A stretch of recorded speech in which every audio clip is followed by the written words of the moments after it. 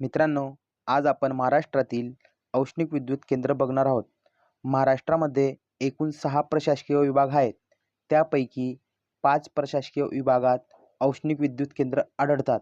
पहिला प्रशासकीय विभाग बघू, नागपूर. त्यामध्ये एकूण 4 औष्णिक विद्युत केंद्र आहेत.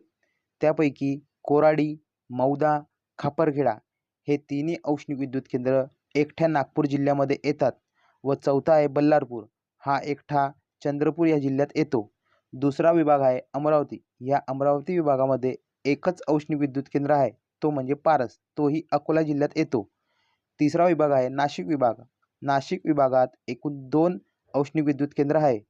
त्यापैकी फेकरी हा जळगाव जिल्ह्यात व दुसरा एकलहरे हा नाशिक जिल्ह्यात. चौथा प्रशासकीय विभाग आहे कोकण. कोकण विभागात एकूण 4 औष्णिक विद्युत केंद्र येतात. त्यापैकी चोला हा ठाण्यामध्ये व तुर्भे हा ठाण्यामध्ये. उरण हा रायगडमध्ये, दोपावे हा रत्नागिरी जिल्ह्यात. पाचवा विभाग आहे मराठवाडा विभाग. या मराठवाडा विभागामध्ये एकच औष्णिक विद्युत केंद्र आहे, तो म्हणजे परळी वैजनाथ, बीड जिल्ह्यामध्ये येतो. धन्यवाद. आवडल्यास लाईक व सबस्क्राईब करा व गरजू विद्यार्थ्याला हा व्हिडिओ शेअर करा.